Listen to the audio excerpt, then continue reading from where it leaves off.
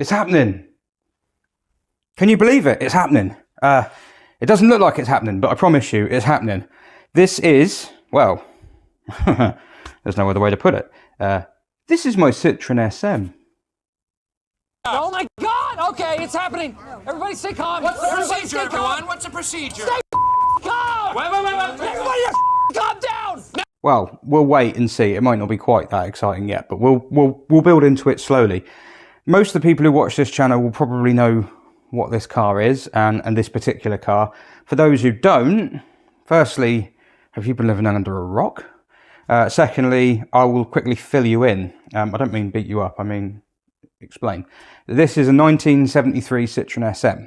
It is the car that really led me to start this YouTube channel, which is really not something that I would have ever thought I would do. It is so far out of my comfort zone doing this every time I do it. It's mental. But this is the reason I did it. Basically just to say to everyone, hey look, I have an SM. Would you not do that? Maybe. Bought the car back in April 2021. There are videos on here you can look at to see how awkward I used to look. If you think I'm awkward now, Jesus Christ, you want to go and look at the ones before. Yeah, the playlist is there. There are lots of videos on this car. Some are good, some are bad. It will catch you up to where we are. Yeah, it's a car that I bought as a dream. It was on a whim. It was a dream car, and I bought it on a whim. Very much needing full restoration. It is a complete wreck. It is a mess.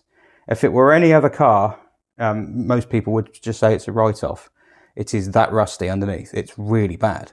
A lot of people will be watching my channel and going, why don't you do something on it? Why don't you start on it? Well, A, I have a lot going on. There's a lot of things going on. But also B, you just can't tear into it. This is going to need careful planning and everything. I'm going to have to strip this car down gently from the outside and then brace it and then flip it over. It's going to be a very long process. And one that, quite frankly, I can't afford to rush it, because if you rush it, you'll get it wrong, and you can only get it wrong once, because after that, it's knackered. So, yeah, basically, I've not been able to get going on this car for the years that I've had it, which is regrettable, because I really want to.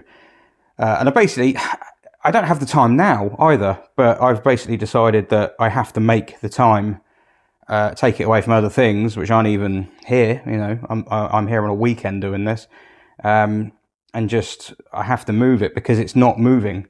It can't stay here forever, because one day this place will be underwater. Right, let's try and give a quick recap on what this is, where we're at. Kind of just get everything, all the ducks in a row, just get everything in order. So it's a 1973 CITROEN SM Automatique. It is an automatic SM. This does not bother me. A lot of people would be like, oh, it's an auto. Well, if it was a manual, I probably wouldn't have been able to afford it. But also, it doesn't bother me, actually. It really doesn't bother me. I think an auto suits this kind of car, a two-door Grand Tourer. CITROEN making a two-door Grand Tourer. Can you imagine that? Don't think of CITROEN as they are now, because that's sad, really, isn't it? It's a bit of a shame what they are now. But think of them as they were. They were mad. The SM was a two-door Grand Tourer. It was launched in 1970. It was in development in the 60s. Mechanically, it's very similar to a DS underneath. It's not the same as a DS. The body shell is entirely different. Some of the similarities there are similarities, I should say, in the way that some of the floor pan is put together. The suspension components, some of them are the same as a DS. Some of them are very similar. Same with the brakes, the orientation. You know, if you worked on a DS, you'll get near one of these and go, oh, I recognise that. There are similarities, but it is entirely different. It is a different car. Everything's different. Even the door handles, which look the same as a late DS, are not the same as a late DS. And basically, this is a car that CITROEN came up with, basically just as a sort of, hey, look at us, we can still do this. We are still capable. Beyond the ability of half of the world's mass producers and beyond the comprehension of the other half. A quote by, I can never say his name, LJK. It's written set right, but surely that's not how you pronounce it. Anyway, he was right, and this is an absolutely crazy machine. This is CITROEN being the most CITROEN they ever could be. It has rain sensing wipers, so or load sensing wipers. So the wetter the windscreen is, the less of a delay there is on the intermittent wipe, which is something you have on cars today. This is from 1970. It has speed sensitive, fully powered steering. Yes, speed sensitive steering. It self-centers the steering. It only has one turn lock to lock. In fact, it's just under one turn. And when you let go, it centers back to the middle. Well, it would if it was working, but it's not. This one has a 3-litre Maserati quad cam V6 engine. I'm very excited by that. There are so many things this car has. The whole car, the shape of the car itself is a diffuser. The floor underneath the car literally curves smoothly up. So the faster the car goes, the more it sucks itself to the floor. It's a teardrop shape. It's engineering overload. And it scares the hell out of me, if I'm honest with you. Looking at this, I'm thinking, oh my God, I could get this so wrong. But the way I'm looking at it now is, well, you can either keep looking at it, getting dusty, or do something with it. So I'm going to do something with it. I'm setting time aside out of my, what would have been free time to try and do this, because life is short. So I haven't touched this car for a very long time. Well, before I go doing anything, I'm going to give a very quick tidy up, a very quick dust up, and then try and figure out what works on it and what doesn't, because it's going to be disassembled soon, and some of the electronic systems will work, some of them won't. I have no idea what does and what doesn't. I'm going to assume there's not a lot. The reason I'm going to assume there's not a lot is because if you've watched the history video on this car, the history that I've pieced together so far, you'll know that it's a bit patchy. But there is a very real chance that this car was taken to a scrapyard in Ohio, in America, in 1990, or there or thereabouts. Which is crazy. Absolutely crazy. There is a very real chance that it has survived in a scrapyard all that time. We believe... We? Who's we? I believe it was imported to the UK in 2018. I've spoken, I think, to the guy who imported it, who didn't really seem to have much interest in talking about it, but I've spoken to people in America who used to own it. I've managed to trace the history back to early 80s, and there is a big patch between 1990 and now, where, well, 1990 and 2018, and then from 2018 I've figured out what's happened with it. But yeah, up to 2018, I don't know. You'll have to look at the history videos I did. I'll put links, various links and things. I might even put them all in the description as a sort of contents, and give you a rough idea of what each video did, what each video covers. But yeah, it is a non-runner, as I'm sure you probably have assumed already. I don't know why it was taken off the road. I don't know why it was scrapped. Conflicting stories. I think one of the previous owners, I'm pretty sure he said it was rust issues, which in 1990, 73, so it would have been 17 years old. So yeah, it is possible, isn't it? It's a 70s car, and it is very rusty. Obviously, my biggest fear was that it would be something engine related, because the engine in these cars is hella expensive to rebuild, especially the 3-litre version, which this is. But he seemed to think that he was surprised. He thought they were going to take the engine out the car and scrap the rest. So why would you take the engine out the car if it was okay? If it was broken, sorry. You wouldn't, would you? So that gave me hope for the engine. The engine isn't seized. It looks very nice inside, actually, from what I've seen. It looks in really good health. I took the rocker covers off. It all looks brand new in there. It's only done 49,000 miles, something like that. Yeah, so I think, tentatively, there's no leaks in the cooling system. It holds pressure. The bottom end isn't seized. All the chains have tension. It might be okay. It will need a rebuild, but it's either going to be a lot of money to rebuild the engine just to give it a refresh, or a hell of a lot of money to fix it and rebuild it. One of the other things that is unknown is the transmission. The car has a Borg-Warner Type 35 automatic transmission. It's only a 3-speed, which is regrettable, because I do not like cars that scream down the motor. Well, I don't mind cars that scream down the motorway if I'm not going to drive them on the motorway very much, but this is a cruiser, so it should be able to do high-speed stuff. I'm a little worried about the ratios on the gearbox, it has to be said, but I've read conflicting reports that suggest there are 2 gear sets in these automatic gearboxes, and the earlier ones were deemed too short and the later ones were much more acceptable. This is a later version. This is a 73 model year, so I think it is the later type, and there's also a chance that the early ones had the 2.7 engine that all the European cars had, so we're going to find that out, like, basically the hard way. But one of the things I have noticed with this car is that it's really hard to push it. Like, physically, it's really hard to push it. The back wheels aren't dragging at all, so it's not those. It could be something daft, like the tyres. I mean, they're inflated and they're holding air, but they are awful. They're so hard. I don't think it is those, but I've got a horrible feeling, based on the fact that I checked the gearbox oil level. You've got an oil for the transmission and an oil for the diff, and they're not supposed to mix, and it's a common thing for them to mix, and they haven't. The gearbox still has nice bright red fluid in it, which is good, but the diff has nothing in it, which is not good, and it's being very hard to push as well. So I think there could be something going on there. The engine doesn't crank, which is actually probably advantageous, because I would have been tempted to start it by now, and that's good, because the valves on these engines, the exhaust valves, I think, are sodium filled, and they tend to break, they snap, and bits of valve drop into the piston, and that gives you a very expensive headache. And had the engine, that's just on cranking on the starter motor on a car that's been sat up a long time, like, I don't know, 30 years in a scrapyard.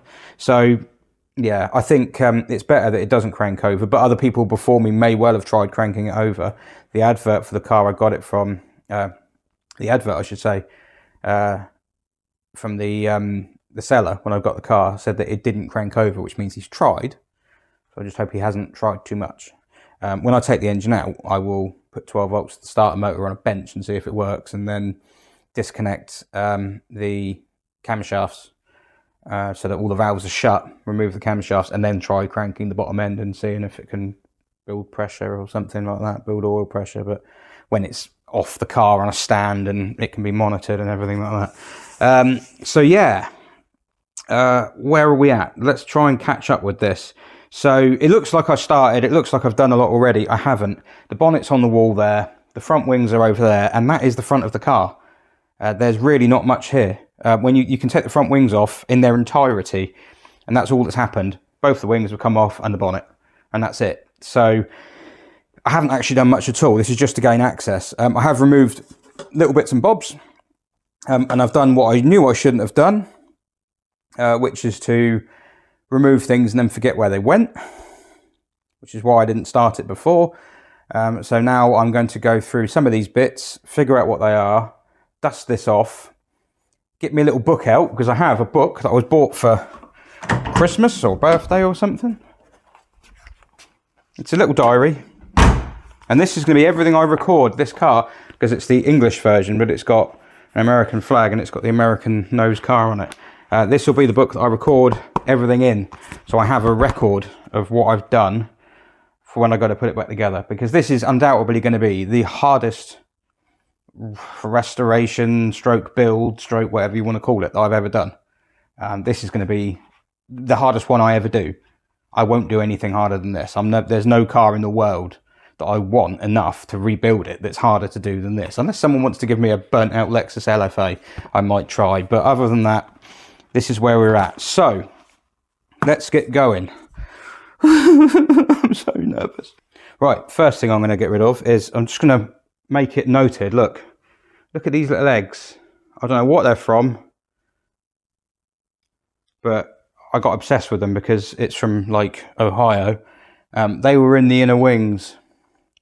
I don't know what they are, but I'm guessing reptilian or something. I can't imagine a bird's going to lay eggs in there. So I'm just recording them because I'm never going to see them again. So most of this is off already. This was the airbox intake. The element inside, although that filter there is actually from another SM, which I've got remains of, which I went to get pretty early on because it was very cheap. I've got brackets here for the wings, so these are the kind of like a DS. It's like let's just put all this together so I don't lose it. That's a self-tapping screw. That is not going to be from this car. Genuinely, I don't believe. I'd be amazed if there is one on it anywhere. Yeah, it's got these rubber bongs that go in the end of the wing. So I'm going to put these down here. And, oh, there's some here still. They won't come off. There you go. Wow, that's got wax on it.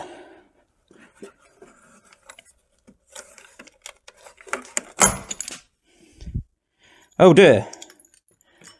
That one's come apart. Good start, right. But yeah, they've got like a rubber bush in them and they're spring loaded. So you mount the wings on, I mean, this is the level of engineering on this car. The wings are mounted on springs at the back. It's just, anyone who says, oh, German engineering's the best. No, look at one of these. What's that? That's the end of a pencil. And the other thing is, like, I'm seeing things from this car like this. I don't want to throw it away because that's like part of the car's history. And I don't have much, but at the same time, I don't need the manky end of a pencil. These are the front spheres, which are not fitted at the moment. These can be refurbished because they're the type that can be opened up. I tested all the spheres on this, if I remember rightly, a little while ago. Closing panel for the radiator. Things like this can just be, that's just aluminium, so I think I'll probably be able to get that bead blasted and maybe try and polish it up somehow, maybe just paint it silver. Anything else loose? Oh, right, we don't need that. The LHM system, I'm not worried about the hydraulics. A lot of people would be, but I'm not, because they're actually not that difficult and they are largely the same as a DS, so the parts aren't expensive. Airbox cover with the Trident, and it even has the cylinder numbers on it. So that'll all go up still. I'll probably clean all this up first and then bag it up. I pulled the spark plugs out a while back and then I've left them out. That was a great idea, wasn't it? Idiot. Because I'm going to get the airline on it in a minute. So I'm just going to put these back in the holes to protect my fairly expensive pistons. And I'm not saying fairly expensive like, hey, look at me, I've got an expensive engine. I'm like, no, please God, I don't have the money to replace any of this stuff, so I need to preserve. That's the other stupid thing about this project. I'm doing this on a budget. I mean, of all the cars, you do not try and restore on a budget. I'll be restoring it on a budget. There'll be bits of old BX welded into this. It's crazy. But it is the situation we're in. So, these are rare. These are the oil splash shields. I'm going to get them refurbished. I think it's only the American cars that have that. I could be wrong. Oh, I'm so out of date on this. I need to research so much more. I think those are hard to find now, if I remember rightly, and I think it's just the American ones that have them. There we go. So there's the 3 Weber carburetors. I don't want any dust going down there really, but it's not going to run, so it doesn't matter. Right, okay. Oh, this is going to make a mess.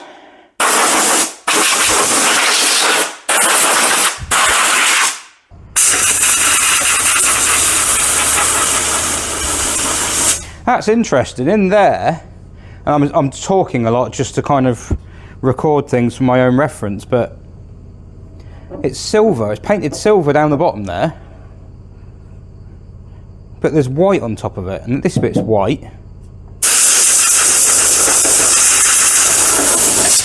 I've painted all a different colour anyway, but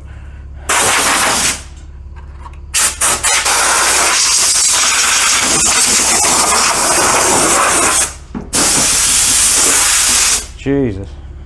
Yeah, for those who want a quick, like, oh, I like watching revival videos on YouTube of cars that are down on their luck and then they get turned around and it's wheeler dealers. Crap! Yeah, if you're one of those who likes watching car restoration videos on YouTube where it's like beginning, middle and end and it all happens really quickly and it's just not like real life at all, like wheeler dealers, you're not going to enjoy this because this is going to go on for years. And it's been 3 years and I haven't even started it, so.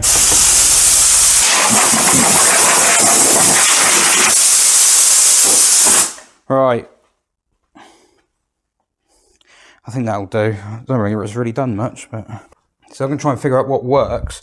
Can't get into that door from the outside. I can barely get into this one from this side. So I have to climb through, open from the inside, which just about works. Oh.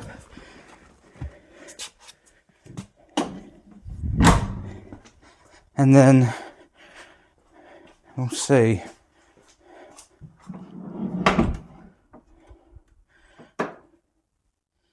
Bring you around here. That's probably the easiest thing to do. Right, so I've got my little book and I'm going to record things to see whether they work or not. So is the key in it? The key is in it, right. Let's try. Got nothing. Because the battery is not connected. That will be why. Right, let's try that again.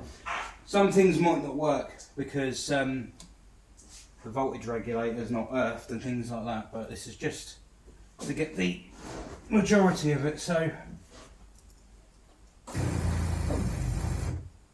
That's a fuel pump priming, that's good. Right, so we have a fuel pump. Let's write this down. Fuel pump primes. This is going to be an exciting video, isn't it? Right, let's try. I know one thing that does work. Yes! Because we used that to start the 24-hour live stream the other day. Lights. Well, that's good, isn't it? So we've got the dash lights work. And the fuel pump works, but it's going to be absolutely knackered, that's for sure. Is there a rheostat somewhere? That's the rheostat. That's the adjuster for the wipers.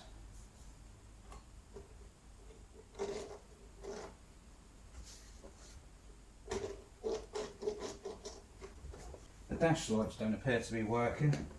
The instrument lights. I can see the lights working in the reflection of the car there, so that's because it's a Citroen, an old one. Headlights, back to the middle. Knock it that way. No, that way. That's supposed to be side lights. Oh, there is something working. I can see it.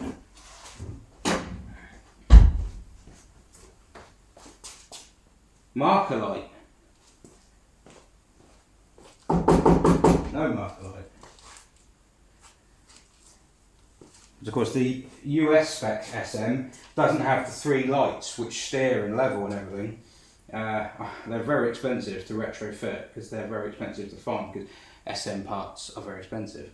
And also, they have, most SMs have clear and amber. So they use one of these as a side light, I think, and one of them is indicator, but the US ones are orange all the way through, but only one of those is working. I think I've got a side marker light working down there. I haven't got any on the wing because the wing is not on the car. I've got a marker light both sides. I've got a tail light. So we've got a marker light there I can't get to the back of the car easily because it's filled up with junk. And we do have a tail light. Number plate lights have gone because I'm going to get rid of those. I'll come up with something else. That one's not working, but I did start dismantling it, so it's possible that I've unplugged it. So that's all good. So I don't have much going on up here. But these could all be dicky connectors, really. Connectors will be very old and corroded. Ow! So we've got... Well, that means the switch works. That means that switch works. So that's good. Horn, light switch. Yeah, okay, so that's more likely going to be all the connectors and things. So what else we got? Oh, that'd be main beam.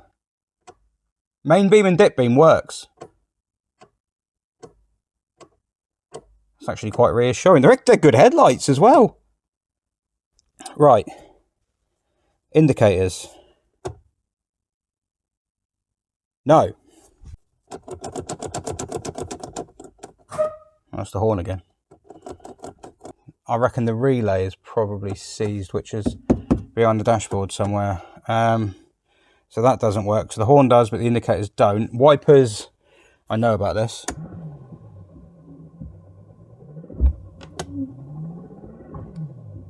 They work.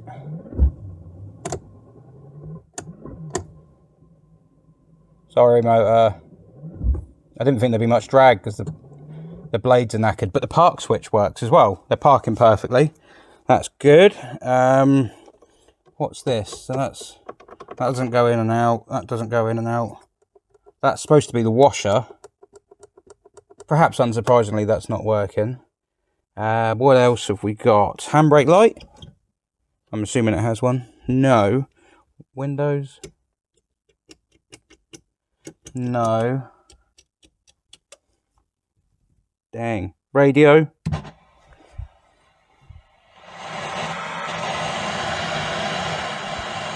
It lives!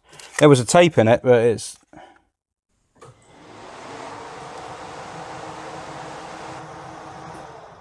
That'll be the aircon.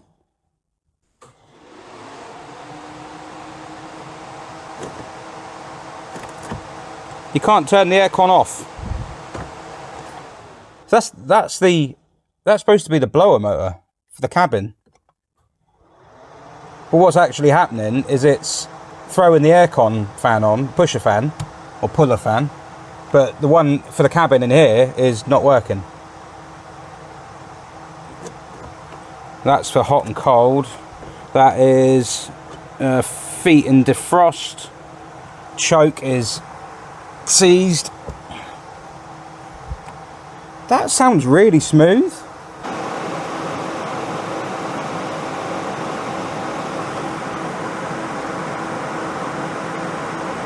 Right, I'm guessing we've got no reverse light. That's park, reverse. Have we got reverse light? No. What else we got? It's not a huge amount.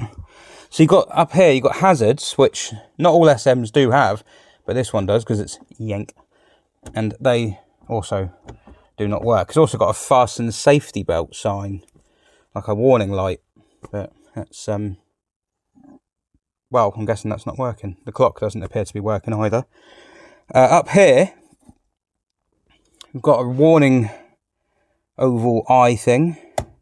Oh, and okay, so if I push the test button, the oil pressure light lights up, and the engine temperature light lights up, and the hydraulic level light lights up. Well, that's lit up anyway, but that's it. There's nothing... Oh, hang on. I think the headlight telltale might be working. Yeah, it is. Oh. Yeah.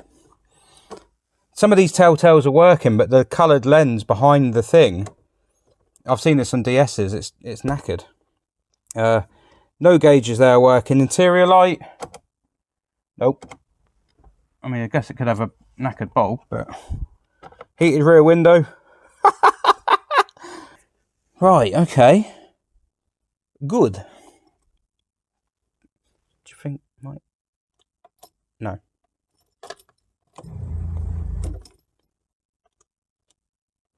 Something dims when I do that.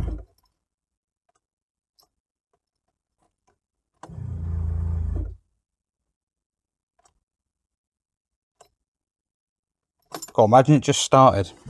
That'd be scary. Right. We're done. Okay, so far what works is the headlights, but not the side lights, fuel pump primes, the aircon, well, it works, it's working as a puller fan when you turn the aircon on, but the cooling fans, that's what they are, they work. And some of the telltale lights. And the horn. Great, good. Right, so I can now remove this battery. And I've got some wires here. What the hell? Horn. The horn works. Of course, there's more than one horn, isn't there? So.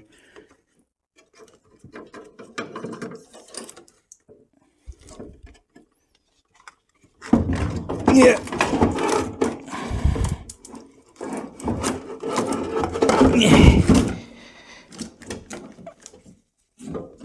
I think this is Clement's old battery. I could be wrong. Yeah.